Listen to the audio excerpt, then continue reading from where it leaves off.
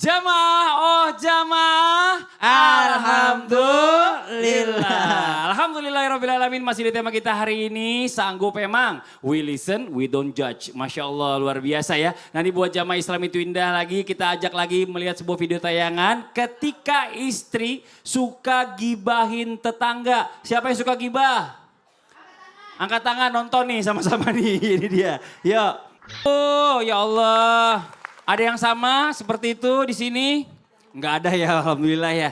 Yang di rumah kita nggak tahu nih, ada nggak nih? Enggak ada, Masya Allah yang nonton Islam itu indah ya. Bib, izin nih Bib nih. Kalau ada orang yang dikritik terus dia ujung-ujungnya sakit hati sama kita. Nah ini bagaimana nih? Gara-gara kritikan kita sakit hati, apakah kita mendapatkan dosa? Selama orang tersebut belum memaafkan kita. Tapi kalau seandainya kita maksudnya kritik ini baik, benar. Apakah kita tetap dapat dosa? Mohon izin penjelasannya. Tepuk tangan buat guru kita Habib Usman. Ya khair Ustaz Maulana, Ustaz Syah, Mas Fadli. Bismillahirrahmanirrahim. Allahumma salli ala sayyidina Muhammad wa ala ali sayyidina Muhammad. Ketika seseorang menasihati orang lain, ketika seorang mengingatkan orang lain dengan kesalahan yang dia perbuat, maka wajib bagi orang tersebut menerima. Wajib loh hukumnya.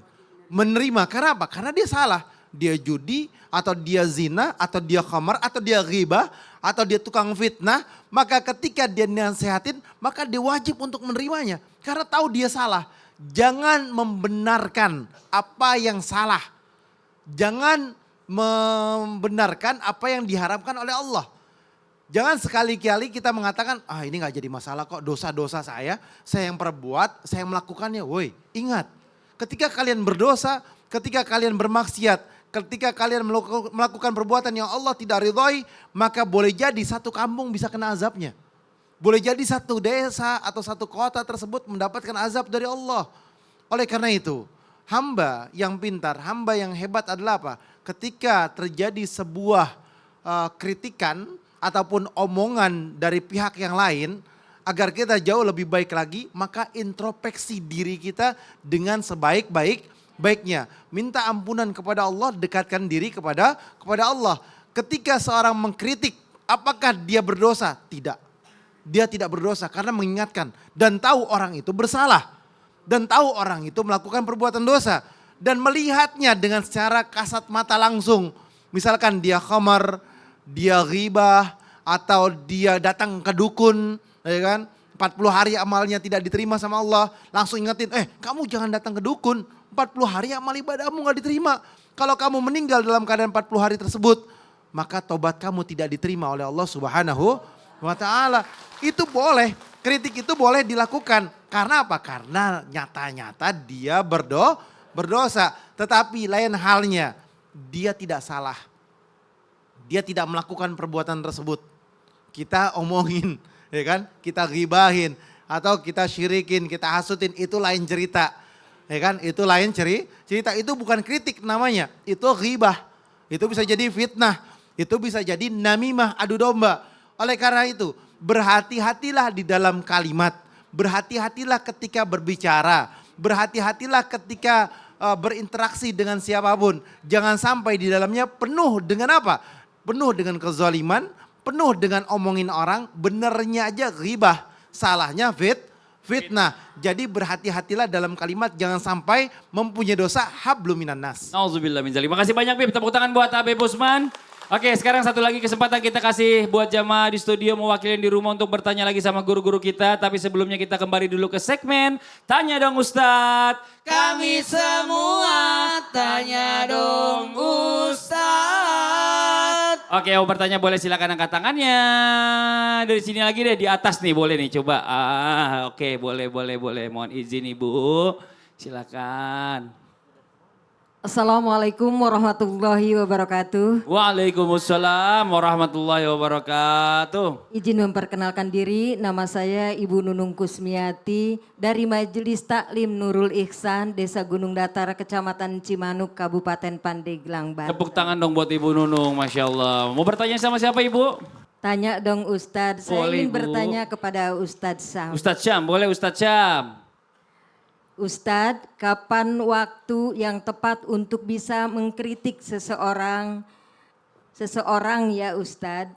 Dan sebaiknya siapa saja yang tepat untuk bisa kita kritik Ustadz? Kalau Ibu kira-kira kapan senangnya dikritik? Kapan saja. Kapan saja. Siapa kira-kira yang pengen ibu kritik ibu? Temennya kah, anaknya kah, orang Keluarga terutama. keluarga. Kalau orang lain mau nggak? Boleh kalau itu jadi masukan buat saya. Wah, Bagus. Luar Makasih. biasa ibu. Ustazah pasti. Wassalamualaikum warahmatullahi wabarakatuh. Waalaikumsalam warahmatullahi wabarakatuh. Tepuk tangan dong bos sekali lagi buat Bu Nunungnya. Masya Allah luar biasa pertanyaannya bagus banget. Silakan Ustaz Syam. Guruku Ustaz Maulana Habib Utsman Mas Fadli serta guru-guru kami melakukan Allah Subhanahu wa taala Al-Qur'an surah Al-Ankabut ayat 46. A'udzu billahi minasy syaithanir rajim. Allah. ولا تجادلوا أهل الكتاب إلا بالتي هي أحسن إلا الذين ظلموا منهم وقولوا آمنا بالذي أنزل إلينا وأنزل إليكم وإلهنا وإلهكم واحد ونحن له مسلمون. Kapan waktu terbaik untuk menasehati, wabil khusus menasehati diri sendiri mungkin ya Bu ya? Makanya dalam Islam ini kita sedikit boleh moderat. Maksudnya apa? Tidak diharamkan untuk ngumpul-ngumpul malam tahun baru sekaligus berdoa. Untuk apa? Walaupun Nabi mungkin tidak ada yang seperti itu. Kita ngambil. Kenapa? Ada momen. Biasanya kalau ada momen lebih ngena tuh. Iya. Kenapa? Ya Allah udah mau 2025 aja saya masih begini-begini sholatnya. Ya Allah habis lagi 2024 ternyata hafalan Quran saya ndak nambah-nambah. Ya Allah udah masuk bulan Januari bulan ini namanya momen. Jadi langsung jangan tiba-tiba tidak ada dalam ajaran Nabi malam tahun baru. Tidak ada begini-begini. Tidak. Karena kadangkala nasihat itu bisa masuk kalau ada momen. Itu paling bagus. Yang kedua tahadu, tahabbu. Saling menghadiahilah kalian maka kalian akan saling mencintai. Maka sebelum mengkritik biasanya disertai dengan hadiah. Subhanallah. Maka ada seorang anak mau kritik bapaknya misalnya. Atau mau kritik mamanya. Kasih dulu hadiah emaknya. Kasih dulu. Ma ini ada pembeli garam. Kenapa? Karena kemarin kurang lebih sayurnya kurang asin. Tuh ada nasihat dimasukkan tapi kasih pembeli garam. Ma ini ada pembeli ini nih. Nah, Ma kalau bisa ini saya punya tabungan sedikit gaji pertama buat beli apa ini nak? Buat beli horden. Kenapa? Horden mama udah ndak bagus tuh. Ustaz, Masya Allah. di pesantren Nahdah, Iya. kalau ada yang mau dimasukkan kepada, kalau saya pimpin rapat gimana ceritanya? Ustaz kalau bisa Ustaz ini anunya ini. Apa jawaban Ustaz? Oh kalau begitu kau yang kerjakan. Oh. Masukan kita yang kerjain mending gak kasih masukan. Dia diem aja kalau rapat sama dia ya. Makasih banyak Ustaz Syam, tepuk tangan buat Ustaz Syam. Masya Allah. Kita panggil kembali guru kita Habib Utsman, mohon izin Bib. Nah ini sekarang bagaimana nih caranya nih ya. Supaya kita bisa menerima dengan lapang dada. Karena memang gak gampang ya. Yang namanya masukan saran dari orang lain ini kritikan apalagi atau lagi judge ya dari orang lain kepada kita. Karena terkadang kritikan yang disampaikan ini gak enak diterima. Pak, mungkin di hati kita ini. Mohon izin penjelasannya Bib. Silakan, Fadol. Ya akhir Ustaz Maulana, Ustaz Syam, Mas Fadli. Bismillahirrahmanirrahim. Allahumma salli ala sayyidina Muhammad wa ala ali sayyidina Muhammad. Ud'u ila sabili rabbika bil hikmah wal mau'izatil hasanah wajadilhum billati hiya ahsan. Ketika seseorang menyerukan sebuah kebaikan, menyerukan daripada hal-hal yang baik di dalamnya atau berkalimat dengan kalimat yang baik, dengan hikmah, dengan cara yang bagus atau dengan cara yang ma'ruf, maka terimalah daripada nasihat tersebut. Walaupun itu menyebabkan kita sakit hati atau itu menyebabkan kita menjadi nggak enak, terima dulu, ya kan? Caranya bagaimana? Caranya adalah jadi hamba Allah yang mukhlis, yang ikhlas. Jadi setiap apapun masukan, saran, kritikan dari siapapun, maka terimalah segala sesuatunya untuk motivasi kita menjadi jauh lebih baik, untuk memperingatkan diri kita jauh lebih baik, untuk mengingatkan diri kita jauh lebih baik. Agar hidup kita ke depannya li'aisa mahbuban fi kibarih. Agar disenangi, dicintai, disayangi di waktu yang akan datang nanti. Atau anak kecil di waktu besarnya dia disayangin. Atau ketika dia usia dewasa, semakin tua dia semakin disayangin. Karena apa? Karena jauh lebih baik lagi. Seperti seseorang yang masak. Dia baru belajar masak. Ya kan? Wajar dia keasinan. Wajar dia kekurangan garam. Wajar dia kelebihan gula, misalkan tambah gulanya. Atau kekurangan gula. Nah, rasanya masih ambiar. Atau rasanya masih hambar. Nah, ketika seseorang menikmati masakannya tapi dia belum jago masaknya, nggak jadi masalah. Dia belajar dulu untuk memperbaikinya, maka dia menjadi apa? Menjadi pemasak di rumah yang jauh lebih baik lagi dan disukai oleh suami dan anak-anaknya. Belajar, nggak jadi masalah kasinan sekarang, nggak jadi masalah kurang garam sekarang. Tapi kedepannya jauh lebih baik lagi, sama. Hidup di muka bumi ini, ketika seorang hamba yang dia belajar mendekatkan diri kepada Allah, yang baru jilbabnya, ya kan, baru asal pakai doang, nggak jadi masalah dalam namanya belajar, ya kan? Atau dia jilbabnya masih kelihatan rambutnya nggak apa-apa, masih belajar, belajar. Ketika dia sudah belajar, insya Allah dia akan terbiasa pakai ciput di dalamnya, dia pakai kaos kaki, dia pakai hijab yang bagus, dan bahkan dia menggunakan dengan syar'i dan jauh lebih baik lagi. Inilah apa?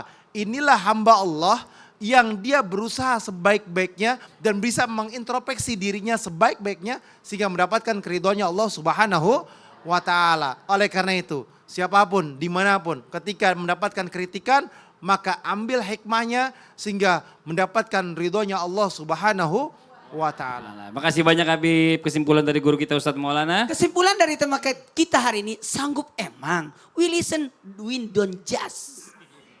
Satu hal buat kita, bersyukurlah kalau ada yang mau memberikan masukan buat kita.